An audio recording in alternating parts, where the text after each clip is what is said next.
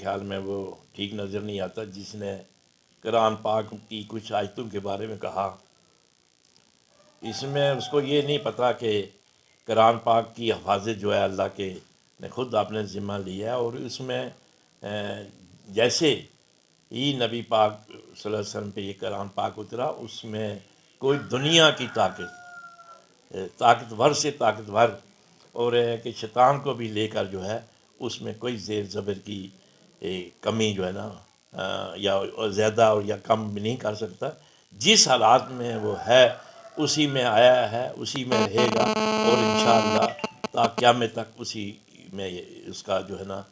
قرآن پاک محفوظ ہے۔ تو اس میں اس نے یہ جو کہا، اگر وہ عقل مند ہوتا اور اس کو اپنے ملک کے ساتھ پیار ہوتا اور وہ کوئی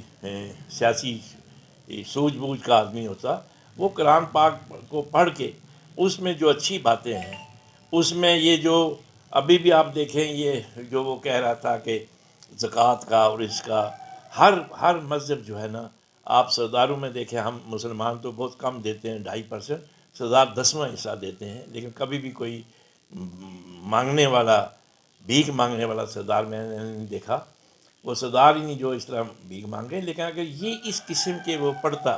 اور یہ جو ملک اس وقت کرائسس میں ہے، یہ جو ہے نا ہمارا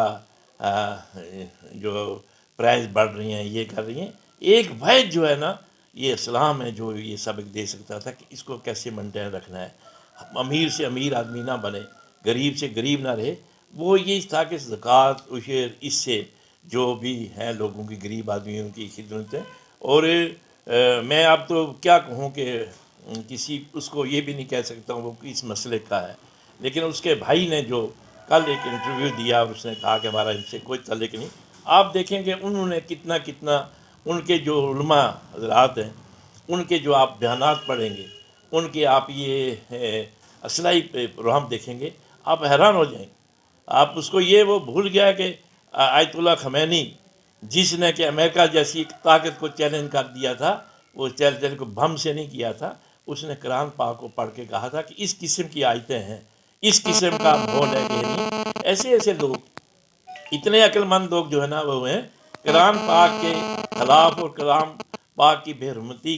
کر کے کوئی آدمی نہ دنیا میں رہ سکتا ہے نہ آخرت میں رہ سکتا ہے۔ میری تو یہ اللہ سے دعا ہے کہ یا اللہ اگر اس کو ہدایت اس کے نصیب میں ہے تو اس کو ہدایت دے، ورنہ اللہ اس کو خود ہی نیست و نابود کر دے گا۔ ہمیں اللہ پر چھوڑنا چاہیے، اور ہمیں اس قسم کے کو لے کے کوئی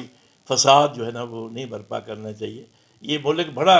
ملک ہے، اور اس ملک کے جو رہنما ہیں ان کو کوئی نہ کوئی چیز تو سمجھنی چاہیے، ان کو سمجھانا چاہیے جو وہاں ان کے ہیں، کہ اس قسم کے آدمیوں کو آپ خود ہی،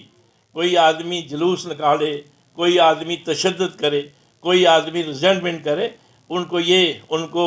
لوگوں کے دلوں کی جو ہے جو یہ بھاونا ہے، جو ان کی جو یہ ریزنٹمنٹ ہے، جو انہوں نے یہ محسوس کی ہے کہ انہیں بڑے شعر و شاعری کے ذریعے، کہ انہیں مسجد کے جو امام ہیں انہوں نے وہاں اپنا جو ایک طریقہ اپنایا ہے، جو ہمارے ایڈوکیٹ کچھ لوگ ہیں انہوں نے بھی کہا ہے، بڑے سخت کہا ہے، لیکن میں اتنا تو نہیں کہوں گا کہ ہمارے جو ہم بات کر رہے ہیں، ایک تو ملک کے حق کی بات ہے کہ اس کو ہر حالت میں سزا ضرور ملنی چاہیے جو اس نے یہ ایکٹ کیا ہے، اور آئندہ بھی جو ہے نا تاکہ اس قسم کی کوئی جھوٹ نہ کر سکے۔ جس نے بھی اس کا ایسی کوشش کی، اور اس نے بعد میں اسلام کو پڑھا، جس وقت اس نے قرآن پاک کی تعلیم کو پڑھا، تو انہوں نے جو اسلامی اسکالر ہیں ان سے بڑھ چڑھ کے جو ہے اس میں حصہ لیا۔ یہ جو میں جو یہ بات کہہ رہا ہوں، یہ اس قسم کی کمزور ایمان کی نشانیوں کی ہے کہ میں جو یہ کہہ رہا ہوں، اس میں اور بھی بڑے سخت کوئی بھی آدمی یہ جو بات ہے اس قسم کی برداشت نہیں کر سکتا۔ لیکن ہمیں بھی یہ چاہیے، میری آپ سے یہ اپیل ہے، میں آپ کا ایک خادم ہونے کے ناطے یہ اپیل کرتا ہوں تمام نوجوانوں سے، تمام علماء حضرات سے، تمام اس کنسرن سے، کہ صبر عمل کے ساتھ ہمیں اس کو آگے بڑھانا چاہیے، اور کنسرن آدمیوں تک یہ بات پہنچانی چاہیے کہ یہ کسی اسٹیٹ کا مسئلہ نہیں، یہ کسی ایک سڑک اور اس کا مسئلہ نہیں، یہ اتنا حساس مسئلہ ہے کہ اس مسئلے پر، اس کے